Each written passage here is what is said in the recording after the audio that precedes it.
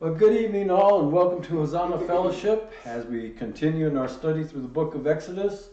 Tonight we've come to the 23rd chapter, and back in the 20th chapter we saw that God gave Moses the 10 Commandments, and the next couple of chapters we saw that God was giving more regulations and refining a little bit better the understanding of the law. And tonight we're going to see more regulations again. And next week it'll be still more regulations as God is refining the understanding of the law. God continues to refine the law. He continues giving detailed rules along with penalties. And we saw last week that the penalties were supposed to be set as a limit. An eye for an eye was a situation where if someone took your eye, you could demand a punishment up to and including that person who injured you's eye. You could not go beyond that. That was the limit. This is the wrong he did you. His payment could not go beyond the same wrong. So, you couldn't say, you took my eye, I'm going to take your head, for instance. And we saw that an eye or a tooth, if the master was to take that from one of his slaves, then the slave was to be given his freedom. So there was at least some regulation of treatment towards slaves in the Jewish community, in the Israeli community. It was not the case in other cultures. In other cultures, if a master decided he wanted to skin his slave alive, he was well within his rights to do that. After all, it was just his property. So there was some compassion shown to the slaves in Israel, and this was because of God's instruction. Not the case elsewhere. But he continues to give us more detailed rules, and tonight we're going to see more regulations with their commensurate punishments. The rules that God gives are good. No one can argue that. If everyone adhered even to just the top 10, the 10 Commandments, it would be wonderful. It would be a wonderful world to live in if everybody would just keep to those 10 rules. But no, that's not in man's heart. One of the biggest reasons that the law was given was so that man would understand that he cannot meet God's standard on his own. He needs to turn to God in order to come to a point where he can be redeemed. Now, God doesn't make rules just to ruin our fun. He's not just a big cosmic killjoy in the sky. The rules he makes are to protect us. And if you think about it, what the end is, along some of these pathways that people take, if you think of the end, you'd never get started on the beginning. It is so sad to see the end results of alcohol abuse, for instance. And if you're watching TV and they're advertising their beverages, they never show that end result. It's always somebody who is mucho macho or a beautiful girl, and you just drink the right beer and lo and behold, everything's going to be right there for you. The mansion on the hill, the beautiful cars and beautiful women and everything, just for drinking the right beer. In reality, when you see the end results, when you see someone lying in a hospital bed, bright yellow, they're so jaundiced because their liver is failing. They're in liver failure. Their liver is cirrhosed. Maybe it's even progressed to cancer and they're just yellow, jaundiced because of lack of liver function. That's not a pretty sight. And if you knew before you took that first drink that you were susceptible to alcoholism and that first drink was all it was going to take, and 30 years down the road, you would be the one in that hospital bed, jaundiced, on oxygen, and dying. You probably would never start because it isn't worth it.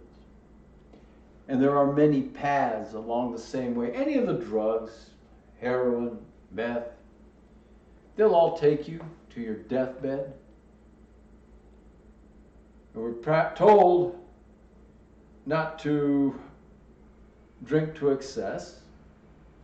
We're also told not to practice sorcery, and sorcery is a translation of the Greek word pharmakeia, which is the same word we get pharmacy from, and lo and behold, sorcery involves drug use all the time.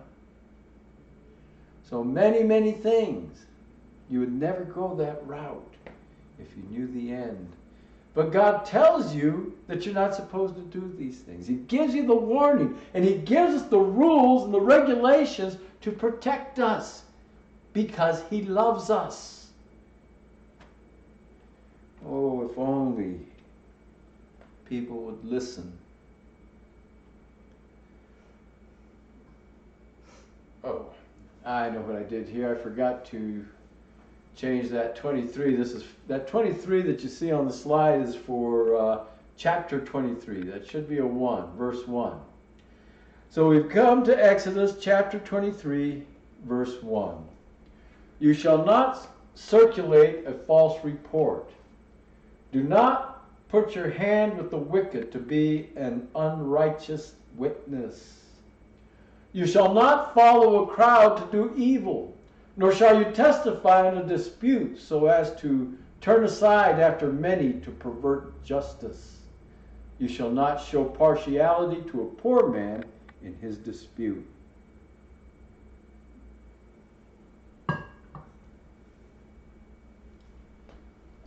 Be faithful in your witness. No gossiping. It says here false reports, but even true ones can damage if you're gossiping. Spreading the word, the old hee-haw song, I'm not one to go repeating gossip, so you better listen close the first time, is the way they finally end that old song. So, anyway, gossiping is hurtful when it's made up or even when it's true. Going around, tale-bearing. Tale-bearing is another way of putting it. But we should let our witness be faithful. Let our witness not be damning without reason. There's no subornation of perjury allowed. You're not to sell your testimony. Subornation is a legal term, fancy term. It means to bribe or sell somebody's testimony. In other words, it's a bought witness, someone who comes in to destroy somebody with a witness that was bought and paid for. Kind of like what happened when in the hearings to appoint Judge Kavanaugh. It sure seems that the witnesses against him had no real evidence, and it also seems that they received some remuneration of sorts for their coming in to testify. That's subornation of perjury. when someone buys a witness. And it just told us, don't sell your witness. Don't sell your testimony. It goes on to tell us to avoid the crowd mentality, mob rule. And it's awful easy to fall into this mob mentality, this mob rule. I recall when I was in high school, that warm spring day when the Peace March was coming down from UNM, and when they got down to Albuquerque High, where I was sitting in class, well, we didn't have much better to do. Somebody started going out there, and pretty soon all the students were out there. This mob mentality took over, and everybody went out to beat up the peace marchers. And it's easy to get caught up in that. Everybody's doing it. I'm just going to go right along with the crowd. It's the tyranny of the majority in that situation. Everybody is doing it. It doesn't matter that what they're doing is wrong. They're all together in this mob mentality, and they do it. It's the tyranny that they impose because there's more of them than of the others. And that tyranny of the majority is the biggest danger in a true democracy. In a true democracy, the majority rules.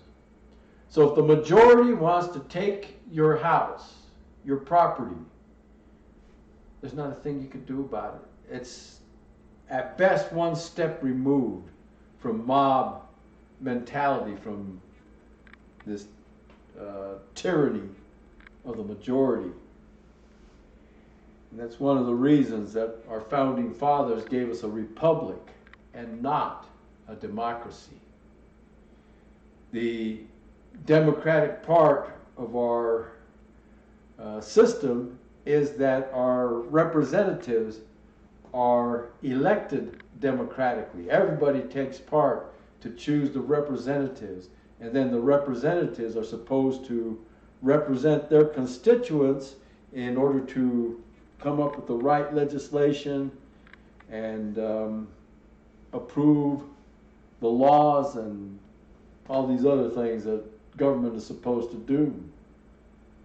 So we do not have a democracy much as we're told that we do. We have a republic.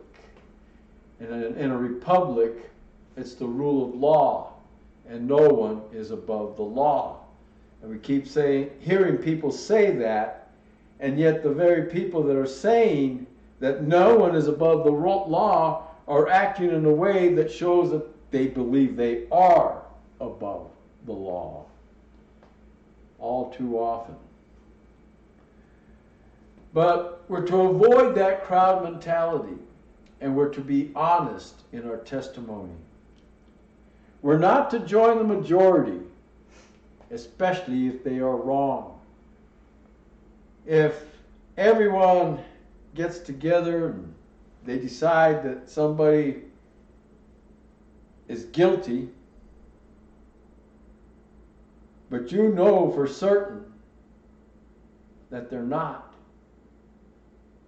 you must stand firm. And we've seen plenty of programs, Matlock and Perry Mason and just any of them, where one holdout in the jury, they even had all the family that way, where Edith was on a jury, and she was the holdout. And everybody was angry with her. Everybody gets angry at that one. They want to go home. They've been sitting in this motel room for days and eating the motel food, and they just want to go home, but they're stuck on this jury because one holdout refuses to give in. And lo and behold, another little bit of evidence comes, and wow, that one holdout was right. You're not to just go along with the majority and do what they're doing. If you know that the truth is not what they are saying, You must stand strong and be that one holdout. And you're not to favor anyone in your testimony for any reason. You're not supposed to sit there and say, well, I know he's guilty, but he's so poor. He really only did it because he had a need. That has no bearing. If he committed a crime, it doesn't matter what the reason was that he committed the crime. He still committed the crime.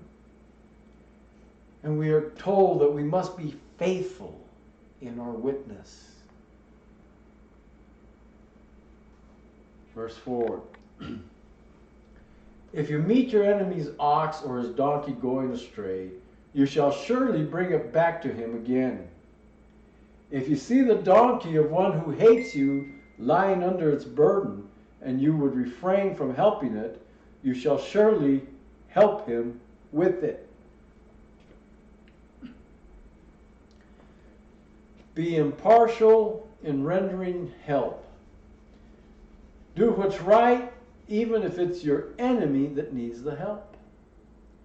Bring back his beast if it goes astray. You see that his ox got away and is starting to wander into your yard, and if you let it go, it's going to eat up your crops or your vineyard. Well, you need to stop that beast and lead it back to its owner. And we saw last week that if a beast, your beast, eats somebody else's crops, then you have to make that right with the best of your crops. So you would have that right, but why do you want to go through all that trouble?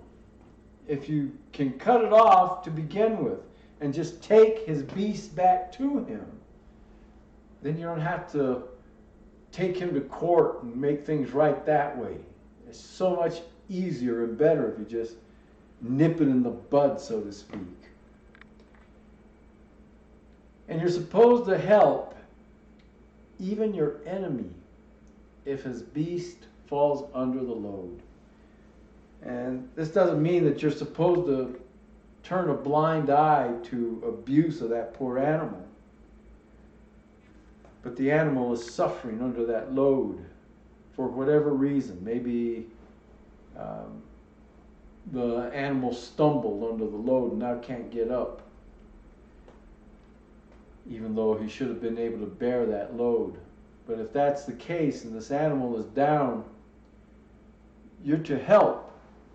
You're to help remove the load and get that animal back on his feet and see what needs to be done so that your neighbor, your enemy, is able to continue with whatever chore he was trying to accomplish. So whether it's your friend or your enemy, we're to be impartial in rendering help. You shall not pervert the judgment of your poor in his dispute. Keep yourself far from a false matter. Do not kill the innocent and righteous, for I will not justify the wicked, and you shall take no bribe. For a bribe blinds the discerning and perverts the words of the righteous. Also, you shall not oppress a stranger, for you know the heart of a stranger, because you were strangers in the land of Egypt. Bribery, subornation of testimony. We've already dealt with that a little bit. Being paid to lie, especially to lie in court. You, however, are to be honorable in your witness. Just tell the truth when you witness. Do not testify in order to have the innocent killed.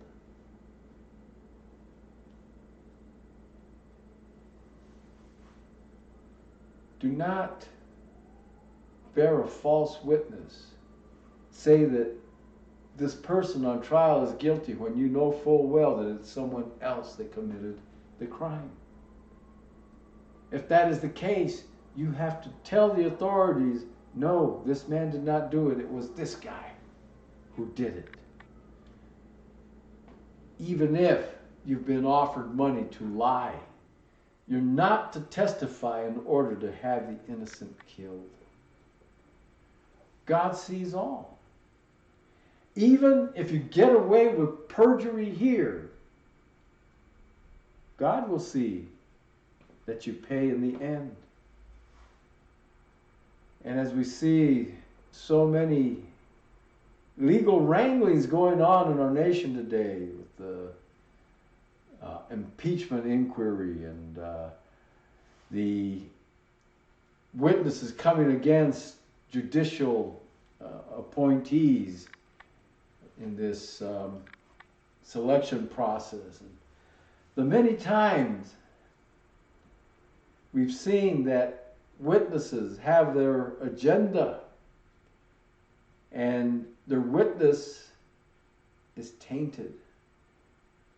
And often it seems that the testimonies were bought and paid for, bribed.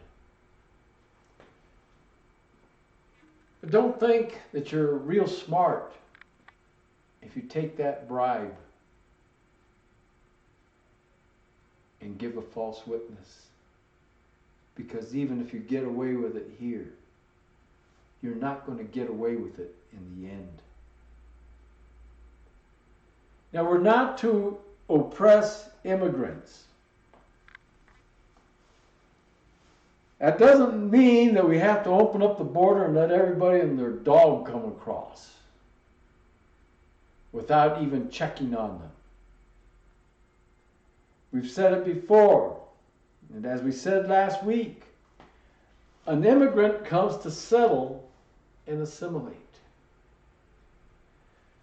An immigrant comes because they see opportunity. They see something where you are in your nation that they're missing in the nation that they left.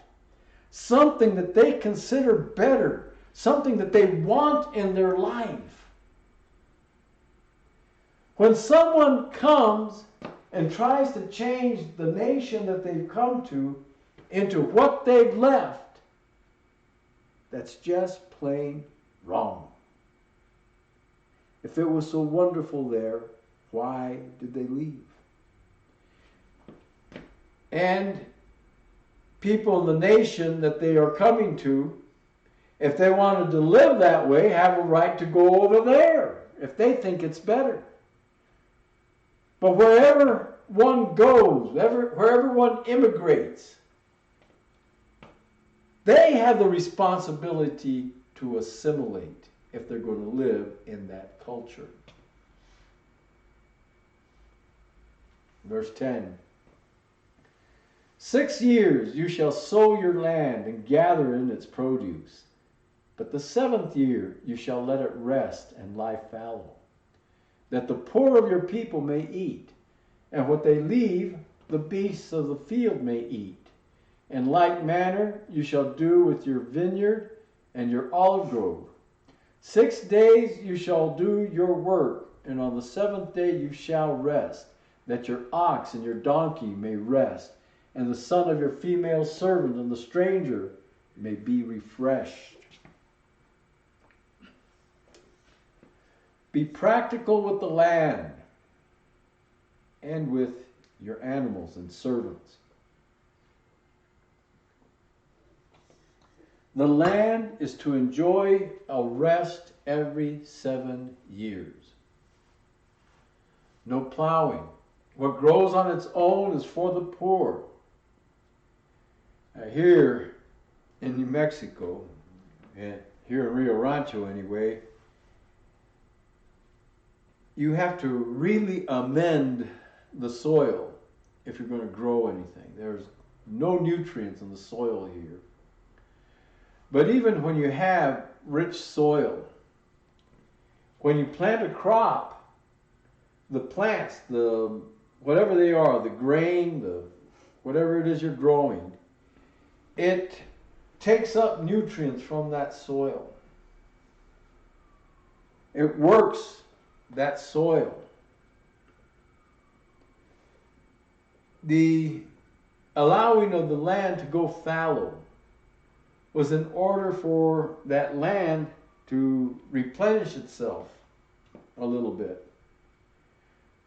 You would probably amend it even if you're not going to grow anything. You certainly would amend it if you were on the years that you're trying to grow a crop. You know, put that fertilizer in, compost, and take care of that land. Here in Rio Rancho, the only nutrients in the soil are the nutrients that you put in it. But it's good to let the land rest and be able to recover from the work that it's done to produce your crop. And God, we're going to see, He doesn't do it here, but we're seeing in His Word that He promises bumper crops in the 6th year in order to hold over everyone when they let the land rest.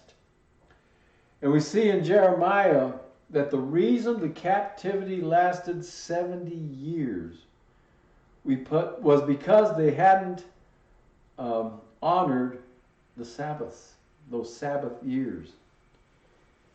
490 years they went without celebrating the Sabbath. A sabbatical year for the land. And because of that, God said, you're going to be in captivity until the land enjoys its Sabbaths.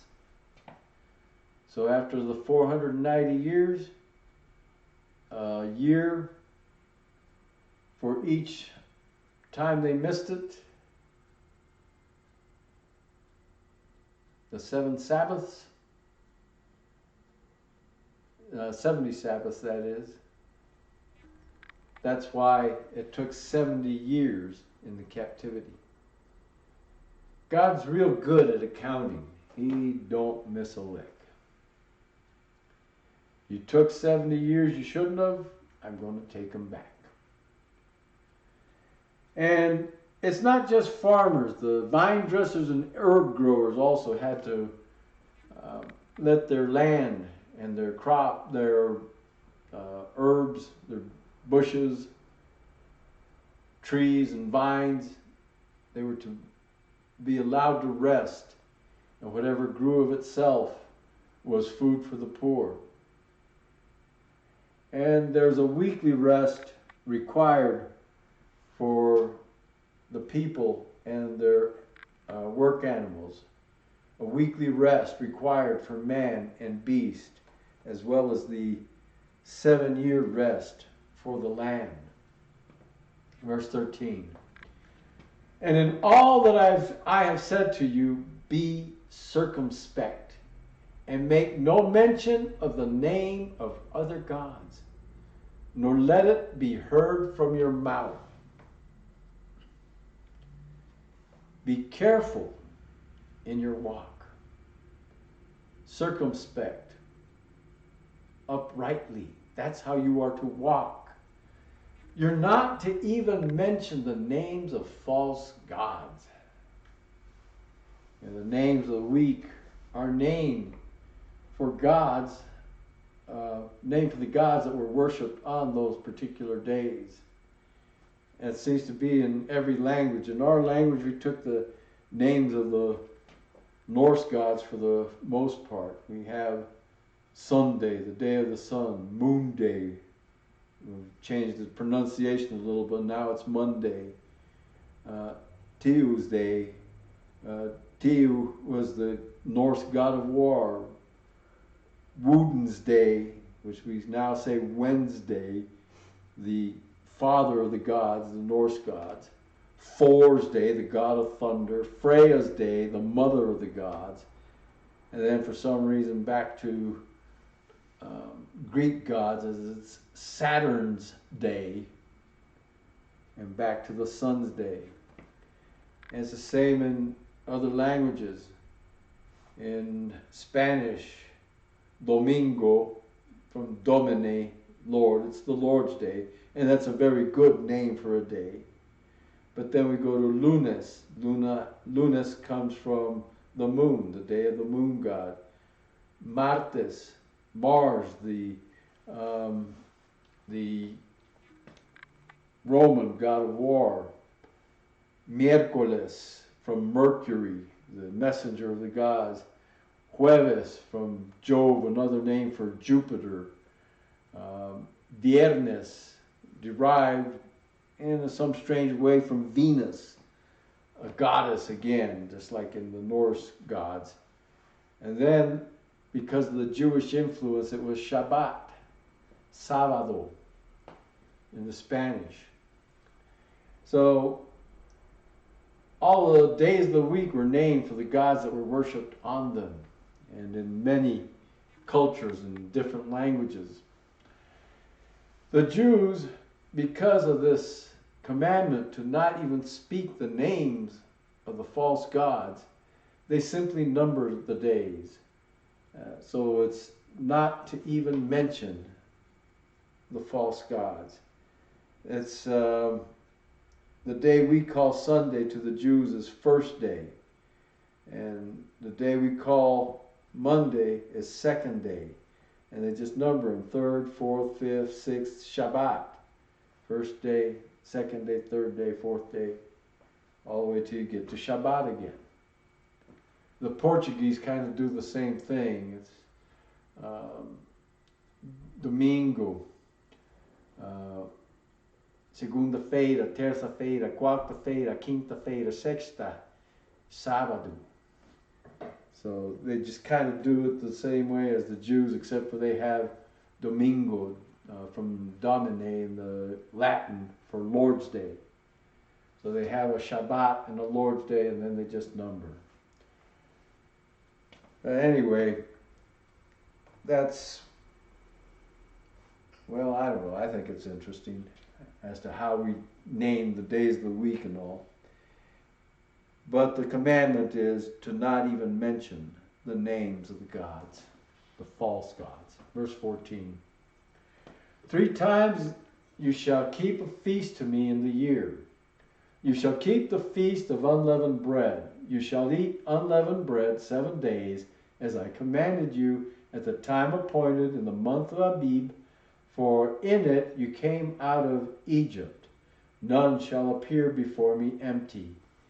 And the feast of harvest, the first fruits of your labors, which you have sown in the field, and the feast of ingathering at the end of the year, when you have gathered in the fruit of your labors from the field. 3 times a year, in the year, all your males shall appear before the Lord God.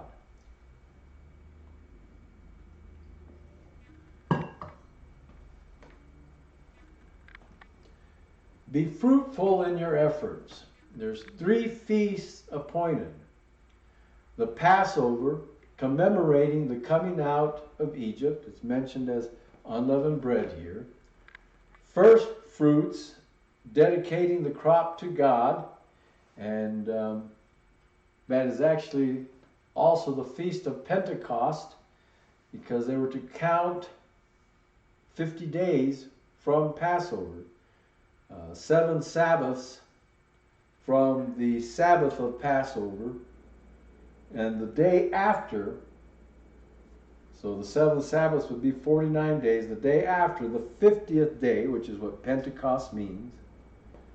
Well, that 50th day would be the dedication of the first fruits, and they were to bring the best that they had, the first ripe fruit, to be dedicated to God. And we see that if you dedicate the first fruits, then the rest of the crop is blessed.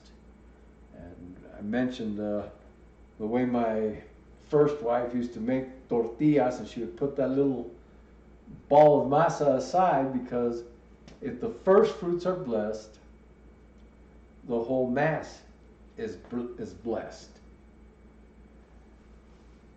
And that's just a custom that was brought down from ages past, because a lot of people don't even know about their Jewish roots.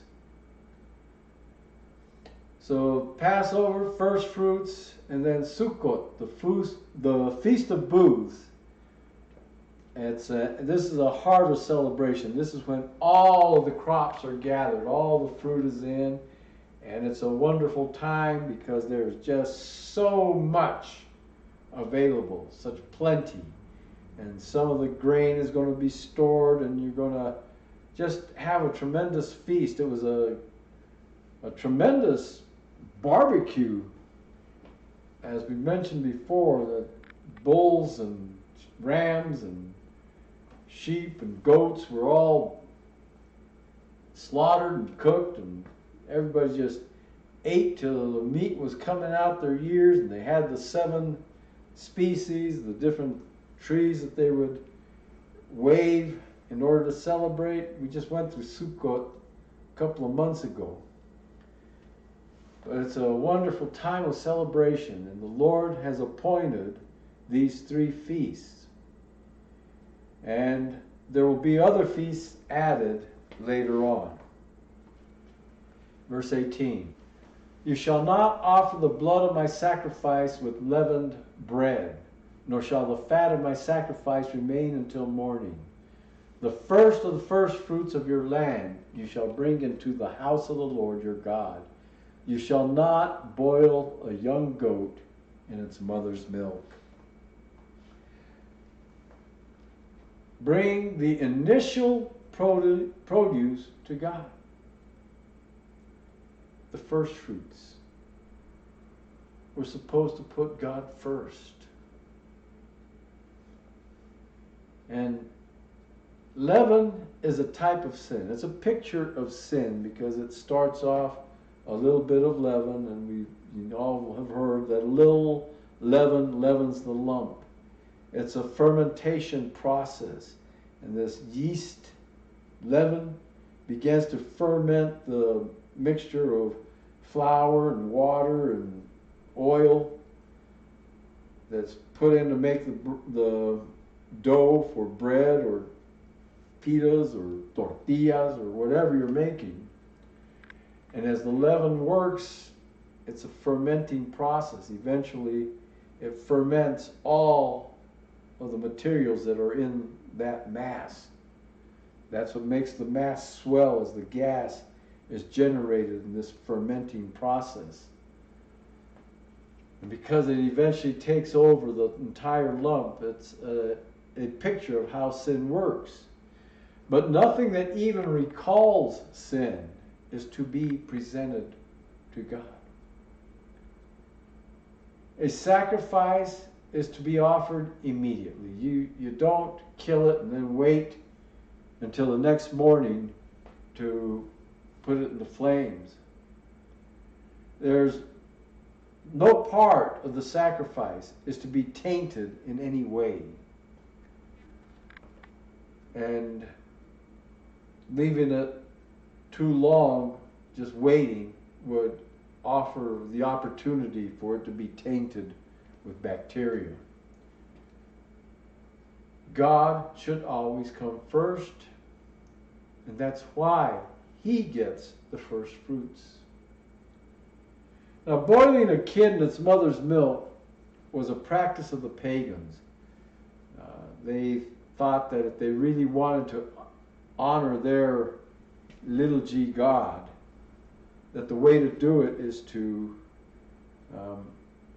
kill the goat, the kid, and then boil it in its mother's milk to make kind of like a gravy.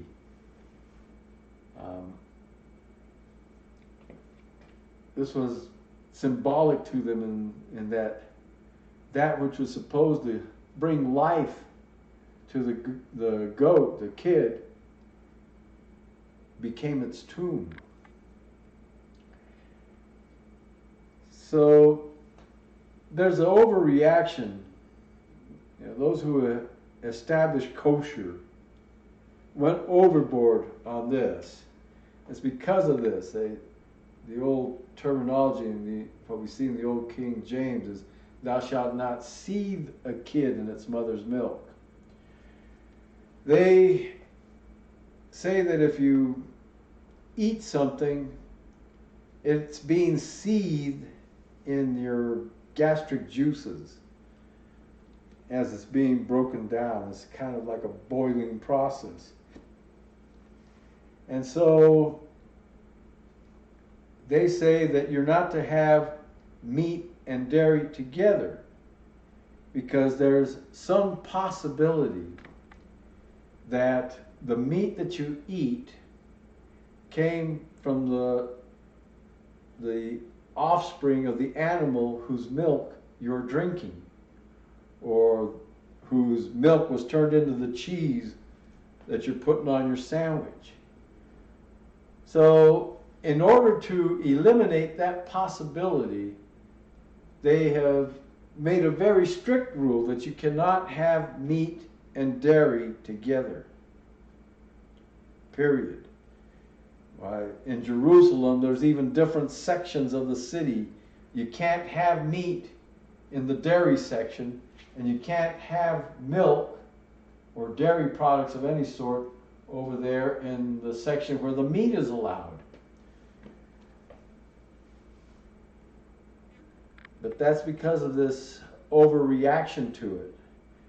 You can't even put a slice of cheese on a turkey sandwich, even though I don't know of turkeys producing milk in any way, shape, or form. An overreaction. Important to the Jews, they still keep kosher, they still watch these little items. But for the Christian, you know, Jesus cleansed all foods. We can even eat pork, we can even eat shellfish. And Jesus told us that it's not what goes into a man that defiles him, but what comes out of him. That's what defiles. Verse 20. Behold, I send an angel before you to keep you in the way, and to bring you into the place which I have prepared. Beware of him and obey his voice. Do not provoke him, for he will not pardon your transgressions. For my name is in him. But if you indeed obey his voice, and do all that I speak, then I will be an enemy to your enemies, and an adversary to your adversaries. For my angel will go before you and bring you into the Amorites and the Hittites and the Perizzites and the Canaanites and the Hivites and the Jebusites, and I will cut them off. You shall not bow down to their gods, nor serve them, nor do according to their works, but you shall utterly overthrow them and completely break down their sacred pillars. Be loyal with God's servant. God sends his personal representative to be with them. His name is in him. Remember, we've talked about what it means to do something in someone's name. You do it as their representative. And God has sent this angel as his personal representative, his ambassador. That was kind of interesting that we saw just, day before yesterday, the testimony of the former ambassador. Well, an ambassador, our ambassadors are supposed to be our president's personal representatives. This woman had never even met the president. So how could she be his personal representative? That's a slight digression. You know, God knows all things. So this was for our benefit. The angel perfectly represents God. He's working in his name, doing what he would want in accordance with his character. If they listen to God, He will fight for them. He will clear out their enemies and give them the land. And we see another warning to not worship the false gods. They are simply to wipe out their symbols, the objects of worship that the pagans would use, these sacred poles and standing stones and pagan altars of various sorts. Verse 25. So you shall serve the Lord your God, and He will bless your bread and your water, and I will take sickness away from the midst of you. No one shall suffer miscarriage or be barren in your land. I will fulfill the number of your days. Be fruitful by God's grace. If they serve God, God will bless them. Their needs will be provided. They won't be sick. They will be blessed with children, and they will live long, full lives. All the blessing of God, all blessings that will follow for following Him. Verse 27, I will send my fear before you. I will cause confusion among all the people to whom you come, and will make all your enemies turn their backs to you. And I will send hornets before you, which shall drive out the Hivite, and the Canaanite, and the Hittite from before you. I will not drive them out from before you in 1 year, lest the land become desolate, and the beasts of the field become too numerous for you. Little by little I will drive them out from before you, until you have increased and you inherit the land. God will quell their enemies. God will go before them to wipe out their enemies. He will do it in stages so that the land does not overwhelm them, so that you don't wind up with just tons of lions and tigers and bears, oh my, that will come in and devastate the people. He'll remove them as the population of Israel increases to fill that land, and when they need more land, He'll remove more of the enemies until that land is filled, and it's going to be done in stages. The land will be cleared out as they have need for it. Verse 31, and I will set your bounds from the Red Sea to the sea Philistia, and from the desert to the river, for I will deliver the inhabitants of the land into your hand, and you shall drive them out before you. You shall make no covenant with them, nor with their gods. They shall not dwell in your land, lest they make you sin against me. For if you serve their gods, it will surely be a snare to you. God will whittle out their territory. God promises more land than they have ever occupied to date. There's this map of the Middle East. So from the Red Sea to the Sea of the Philistines, which is the Mediterranean here. This is the land of the Philistines through here. And all the way back to the Euphrates. All of this land.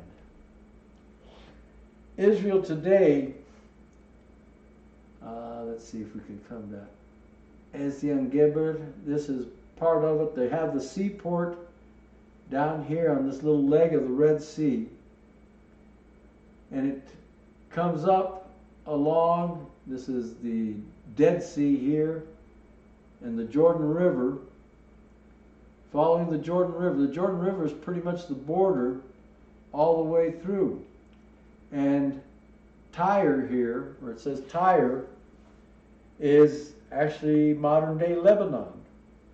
So Israel is south of here, down the coast, and over to where the Jordan is. Just this little bit is all, in fact, this land of the Philistines. Gaza is in that strip. The Gaza Strip is in that part of the land of the Philistines. So they don't even have all the way down through what was Philistia. The little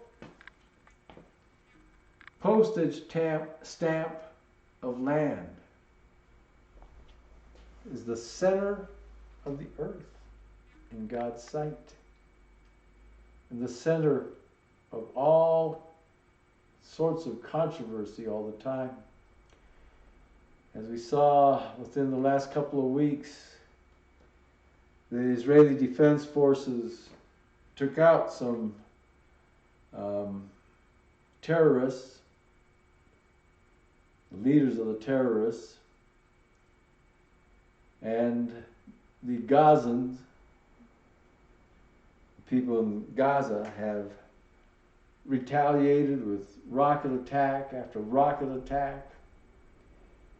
It doesn't really matter much who starts it at any given time. There's always the potential for warfare there any given day. And even now, the Israelis have a lot of tanks poised on that border in case they need to go down there. But all of this land has been promised to Israel. And eventually, this land that was promised will be occupied by Israelis.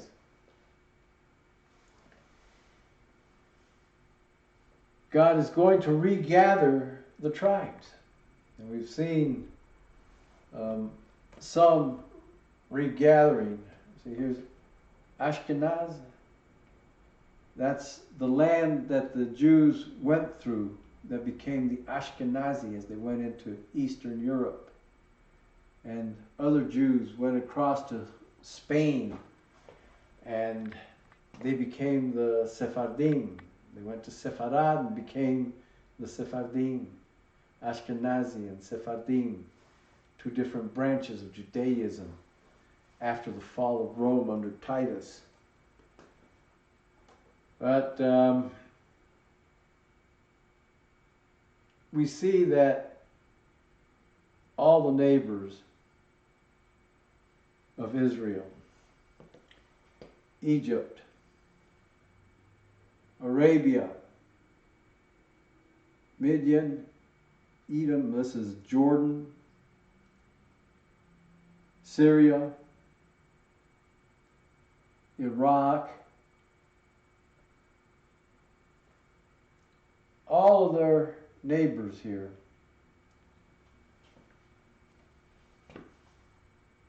are also in turmoil. Persia, modern day Iran, Shiite, and all these other Muslim areas are Sunni for the most part. All up in arms against each other as Islam is imploding upon itself when they're fighting against themselves.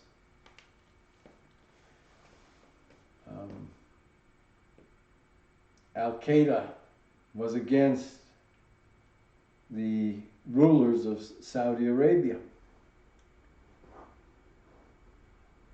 And Saddam Hussein, he was Tikriti and trying to reestablish Babylon and the empire. And today, out of Asia Minor, Erdogan and the Turks, Erdogan wanting to reestablish the Ottoman Empire. They're all jockeying for position. Abu Bakr al-Baghdadi was finally taken out. He was in Syria, Iraq and Syria, this is the area where ISIS had gained its territory. So we have Sunnis against Sunnis in many cases. The Kurds are Sunnis, and the Turks are Sunnis. And the Turks and the Kurds have been at each other's throats, as we see all of them jockeying for position again, and Islam pretty much imploding on itself. But God promises that He will give them the land, all that land. They are to make no deals with the people or their gods. And this is not a racial thing. It's a spiritual thing. God doesn't want His people to be open to the influence of pagan gods. Pagan gods will contaminate the land. And they will cause the people to sin, to stumble and fall and sin. It's just better not to mess with it at all. Just don't mess with it. Don't think that you can play with fire and not get burnt. You know, some people want to see how close they can sail to the lake of fire before they singe their sails, thinking they'll be able to pull out of there. But the best attitude to have is to say, well, that's the lake of fire over yonder. I'm going to stay away from that as far as I can. Stay away from it. Don't play with it. Any of it. Because it can cause you to stumble and fall. Father, we thank you for your word and the lessons that you have for us, Lord. Help us to understand who you are a little better. Fill us to overflowing with your love, that we might reflect your love all around us. Cause us to receive the understanding that we need from looking at your word, Lord, as you show us who you are and what you're like. And nourish our spirits through that spiritual food that is your word, Lord. Help us, Lord. Strengthen us that we might stand strong in you and glorify yourself through what you bring about in our lives. In Jesus' precious name, amen.